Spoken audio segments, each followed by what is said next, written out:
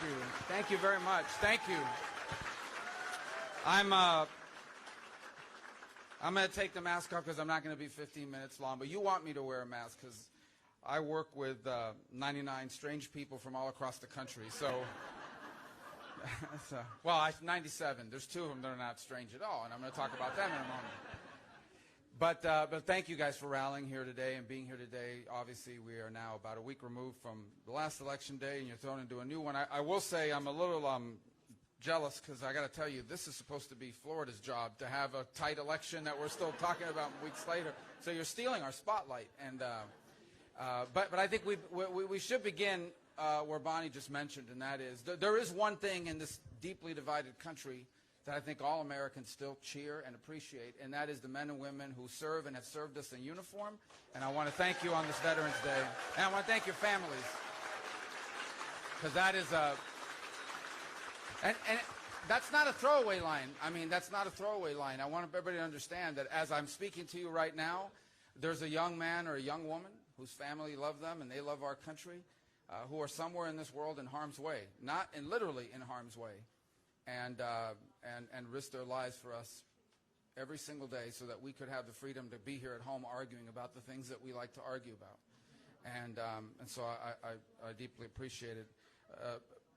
Bonnie, you did a great job. As I told her back there, I mean, we're glad you're here. We think you're a great voice. And David Perdue, who's not here because he's working so hard, David is a unique member of the Senate. This is a guy, first of all, he's an electrical engineer, right? Isn't that what it was, electrical engineer? I don't know anything about engineering, so right away, or I don't know if it was electrical. He's in engineering, okay? I'm just not good at any of that stuff. But then he became so successful in business and helped build some of the best brands that we recognize in America today. And you may say, well, that's great in business. What does it have to do with politics? Well, so much of what we make decisions about are the economy. And to have someone that understands what goes through the minds and what influences the decisions that people that create jobs make has been invaluable for our conference. When we were working on the small business package, I relied on him quite a bit and went back and talked to him about the impact of this and the impact of that and what it would mean and what it would do. His insights were extraordinary. So that is the reason why it's so important that he be reelected. And I want to thank all of you for being here today and working so hard on his behalf. And the same can be said for Kelly. Kelly comes from a very similar background in terms of everything she's brought to the Senate and everything that she's been able to offer us there. Senator Loeffler has been fantastic in all of these things that she has brought forward. She was also, I have the text messages. I almost pulled them up and read them to you that she was sending to me late at night talking when we were working and negotiating PPP, and a lot of those ideas made it there. And I can tell you for a fact that those contributions that she made to that debate are the reason why there are small businesses in this state and across this country that are open and jobs that were not lost because that program passed and the president signed it and the contributions she made. That is the reason why we need someone like her to continue in the Senate. She's also shown...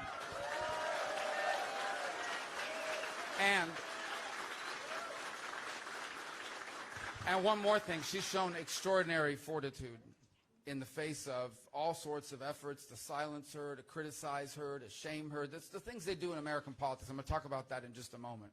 And I think we need that kind of fortitude in America today, and we need that kind of fortitude in the United States Senate. And I'm very proud to be here on her behalf. I got to tell you guys, I mean, I have one observation that's just aside. You guys met in the first grade. All right. I was in the first grade for 3 years. I don't remember anybody from first grade. So I just wanted to make that point. Best 3 years of my life. And now,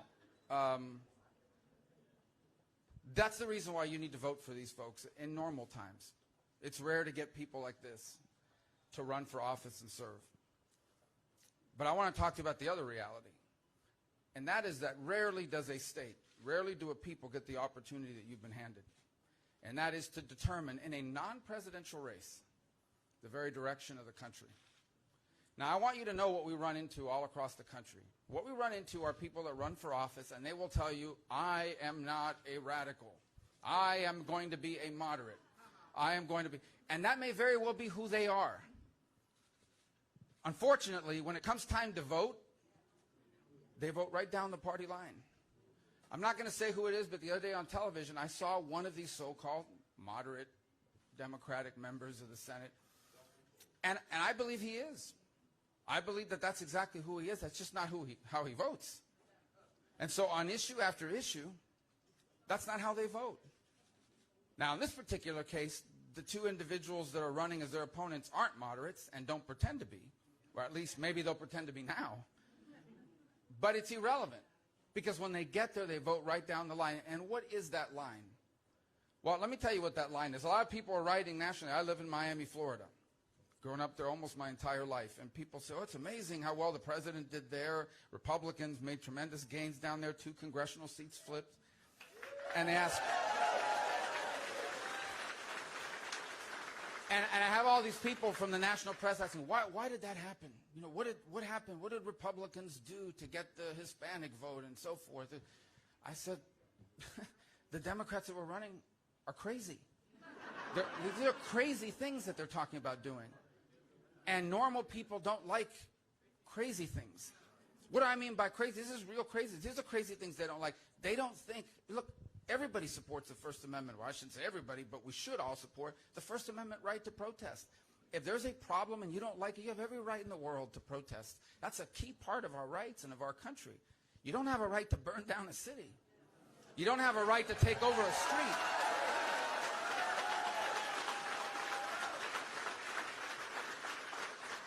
You know, there is no, we forget a week ago at this time, or maybe 8 days ago at this time, the news was filled with stories of major American cities where these businesses were putting up plywood, which is what we do when a hurricane is on the way, but not when an election is on the way. And I assure you, they weren't putting up that plywood because conservatives were going to be upset at the outcome of an election. These are radical elements. These are radical elements. So these people don't like that. These people don't like police brutality. Our men and women in law enforcement are extraordinary human beings. Now, they'll be the first ones to tell you that, like any endeavor that involves human beings, there are people among them that do things that shouldn't be done. But that doesn't mean you get rid of the police department and replace them with social workers. Because if, God forbid, tonight someone breaks into your home and holds your family at gunpoint, you don't want a grief counselor. You don't want somebody there to sort of talk them through it. You want police officers to show up and save your life and your family's life. And so they think defunding the police is crazy. They think it's crazy. They're upset. You know, some people are really upset about this. They've got kids. I know, forget about people. I personally know people whose kids are in college, okay? And they've got a crazy professor saying outrageous things. And I'm not saying all professors are crazy. I'm saying there's a lot of crazy professors. There are. Believe whatever you want. But these kids are terrified. They're terrified that they're going to fail that course or get a bad grade if they don't agree with the crazy. There are people in America who work in places where they are afraid to put a bumper sticker on their car or wear a hat because they could get fired.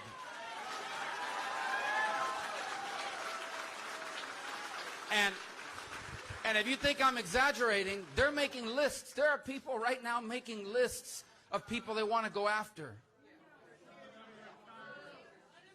And members of Congress making lists about people. We're going to go after these people and destroy their lives. This is lunacy. It's lunacy. So yeah, normal people, you know, that just, here's normal people that want to own a home and raise their family in a safe community and retire with dignity and have a country that's safe and stable and give their children a chance at a better life. They're going to vote against people that are crazy and that want to undermine all of that. And that's what's at stake in this election.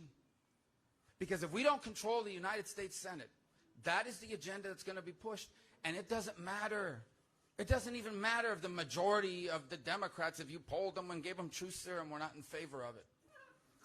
Because all the energy in that party, all the money in that party, all the people who get on the cover of magazines in that party are in favor of these radical things. Now there's one more element that was especially true in Florida. And that is, in South Florida in particular, we have a lot of people who came to this country to get away from socialism and Marxism. And so these people are thinking to themselves, you know, I got on a boat. I left everything behind. I risked being eaten by a shark to get away from socialism. Why in the world would I want to bring that now here? And that's where I'm reminded of Senator Loeffler's opponent. Okay, there's a true story. The true story. 25 years ago, he was a pastor at a church in New York that invited Fidel Castro to speak. And I want you to go on C-SPAN. It's there on the website, and you'll find the video. It's there. They cheered him wildly. The speech, first he attacked America throughout the speech. There were people chanting, "We wish we had you instead of Mayor Giuliani." And then he ended the speech, Fidel ended the speech by leading a singing of the hymn, you know, which is the hymn of global socialism, International or something. I don't know the words to it. Think about that. Now, you know, 25 years later, one of the pastors of that church wants to be the U.S. Senator from Georgia. So, all that reminds me of is this. It is true. To be fair, not all Democrats are socialists, but all the socialists are Democrats. All of them. Bernie Sanders, to his credit, he doesn't lie about it. He says, I'm a socialist. He says it. And he caucuses with the Democrats. And they're members of the House. You may know who they are. Members of the Socialist Party, but they run as Democrats. They're in that party. And these aren't like fringe elements. They have real influence. When they speak, people jump. What stands in the way of all that becoming public policy in America? Even half of it becoming public policy in America. You, through your vote in this race. And let me just, I'll close with this.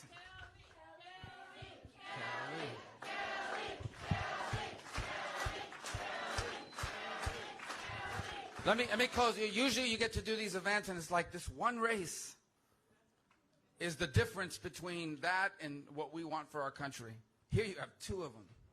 This is literally, you know, the showdown of all showdowns in terms of politics and what it means. And we don't want to win one of them. We want to win both of them. We need to win both of them. And that is an extraordinary opportunity. So if you're a local television station, I see they're represented here today, you're going to make a lot of money over the next few weeks in, you know, advertising. So that's it. You're going to have a lot of political visitors from all across the political spectrum coming to speak. My understanding, what I learned last night, is they're even inviting people to move here because they can vote.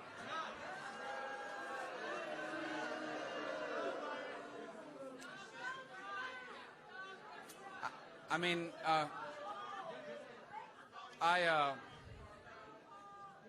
got to tell you, I can't do that. It would create all kinds of problems for me. But that's how important this is. That's how much this matters. And all I'm here to ask you to do is to tell you, and nothing I've said here is an exaggeration as to what the stakes are. They're that important. And I know that we're going into December and early January. There's a lot of other things that should be going on in our lives this time of year. But this year's different. What an understatement. This year's different. But this year's different. And it matters as much as any election I've ever been involved in.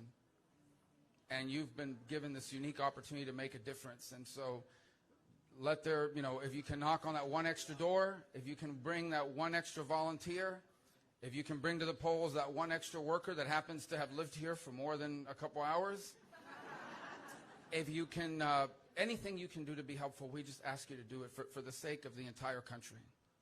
This is Georgia's decision to make, but it's America that will live with the consequences of the decision that they make here. And so we're going to do everything we can to help from across the border in Florida. There's no wall. And and we're not going to pay for it in Florida, in case you're wondering. But we're going to do everything we can to help, but ultimately the decision is in your hands. And we just implore you, as fellow Americans, do everything you can to win these races. We must win these races. I can't exaggerate what's at stake. And I think you couldn't have better candidates. This isn't even one of those races where you're like, well, I don't like the person, but I'm going to vote for him because I really dislike the other person. These are good candidates. You should be proud of them. They're great senators. They're patriots. They share our values. They represent you well. And one of them, who you'll hear from now, is I think, a rising star in our party and really someone who I think is going to be a critical key player in so much of what our party is going to be able to do for our country in the years to come. And that's why I want to bring on now the person you're really here to hear speak, and that is Senator Kelly Loeffler. She's going to win. Thank you. Thank you. Wow. You guys are awesome. You guys are awesome. Thank you so much. Wow. Let me say, happy Veterans Day, Georgia. My goodness, yes. We love our veterans, and I love y'all. Thank you so much for getting us here. We have been through a battle, but we are not done yet. Look at the work we have to do that Marco just talked about, and it's just the tip of the iceberg. You know, and I want to thank Congressman Collins for his support, for his endorsement, because we as a party, that's right, that's right, that's right. We are going to lock arms and deliver this country. We are going to deliver the American dream. The road to socialism does not run through Georgia.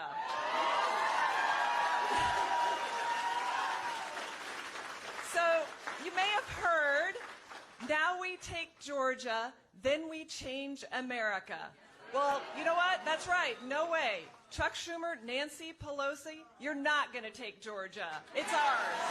That's right. You know, we have no interest in your Green New Deal and your socialized medicine and turning the DMV into the doctor's office. We don't need high taxes. We don't need job-crushing regulations. What we need is the American dream, that opportunity that can lift every single American up. That's right. But let me tell you, we do have a choice between socialism and the American dream, and let me tell you why. Let me tell you a little bit more about my opponent. Marco's exactly right. Raphael Warnock celebrated Fidel Castro in his church. He has a Marxist ideology. Why is he running for the Senate? We don't know. Let's have him answer for that. But what you need to know is in our own communities, he doesn't care about the things we care about. In our debate, maybe you saw our debate, I asked him if he would apologize for calling police officers gangsters, thugs, bullies, and a threat to our children. He declined. He would not apologize for that.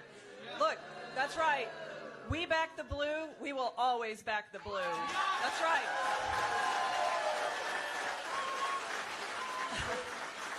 But it gets worse than that, if it can even get worse. I mean, the list goes on and on. We don't have much time here. But look, he's also celebrated Jeremiah Wright's Goddamn America prophets. He called him a prophet. We cannot have that in our country. I say, God bless America. Right. And, you know, and he I love you guys. Thank you so much. Thank you.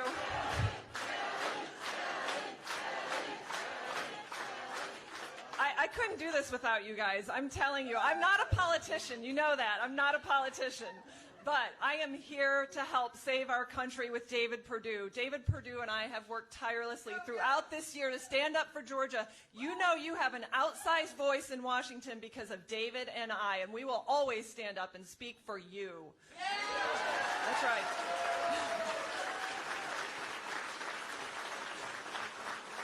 You know, and I think you should know that we're fighting for American opportunity, not socialism. That's why David and I have worked to help get America back to work, not to keep us locked down. Raphael Warnock wants to keep us locked down. He wants to support Joe Biden's mandates where we all shelter in our homes and where we shut this economy down. That's right. He protested churches reopening. They want to take away our religious freedom in this country. We're not going to let him.